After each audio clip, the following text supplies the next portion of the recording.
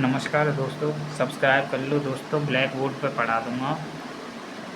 तो दोस्तों 2025 का जेईई का एक प्रीवियस ईयर क्वेश्चन है, देखते हैं इसमें क्या करना है। मैथमेटिक्स का है। F X is equal to ये दे रखा है, I1 I2 की वैल्यू दे रखी है और हमसे ये पूछा है।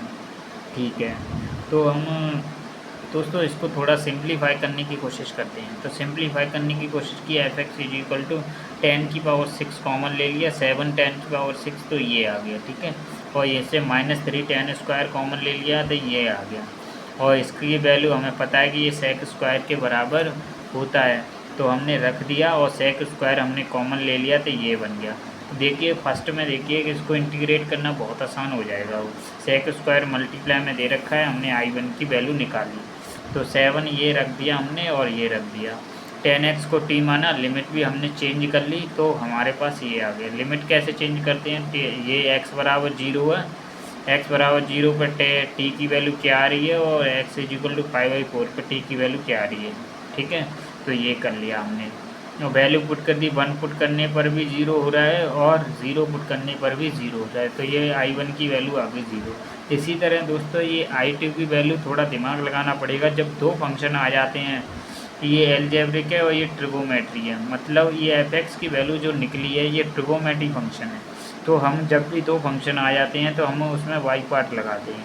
तो इसको क्या माना फर्स्ट और इसको माना सेकंड। फर्स्ट किसको मानते हैं, जिसका डेरिवेटिव करके वो ख़त्म हो सके। तो इसका डेरिवेटिव करेंगे 1 तो ये ख़त्म हो जाएगा, तो इसको फर्स्ट सेकंड माना। नेक्स्ट पेज पे चलते हैं।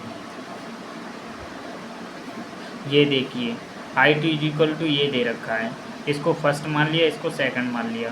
तो क्या रूल होता है फर्स्ट सेकंड का, फर्स्ट कांस्टेंट सेकंड का इंटीग्रेशन माइनस फर्स्ट का डेरिवेटिव सेकंड का इंटीग्रेशन और फिर पूरे का इंटीग्रेशन जो ले।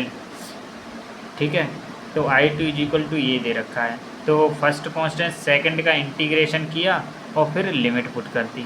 ठीक है, इस पर लिमिट नहीं लगानी है, ये इंटीग्रेशन करने के लिए है। ठीक है, फिर लिमिट पुट कर दी, माइनस पहले का डेरिवेटिव किया, सेकंड का इंटीग्रेशन किया। ठीक है, और फिर पूरे का इंटीग्रेशन करना है।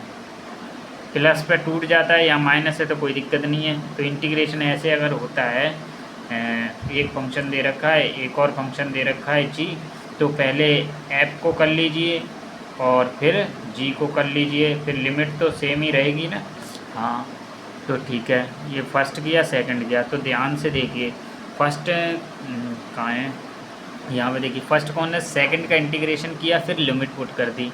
ठीक है, अभी लिमिट पुट नीचे कर लेंगे, माइनस फर्स्ट का डेरिवेटिव किया, सेकंड का इंटीग्रेशन किया और फिर पूरे का इंटीग्रेशन करना है। इस पर लिमिट पुट नहीं करनी है, ये इसका बाहर इंटीग्रेशन करना है, उस पर लिमिट आई है। ठीक है, तो ये हो गया, इसका इंटीग्रेशन कर दिया, कहीं क्या हो गया, π/4 पुट किया। तो ध्यान से देखिए π/4 पुट करेंगे तो इसकी वैल्यू 1 और इसकी वैल्यू 1, तो 0 हो जाएगा। 0 पुट करने पर भी 0 हो जाएगा, तो ये हो गया -1 यहाँ से लेके यहाँ तक, और 10³ कॉमन ले लिया और ये बन गया। ठीक है, इसमें से और इसको a² में वो वाला फार्मूला होता है उसमें तोड़ दिया, a² + b² वाले में।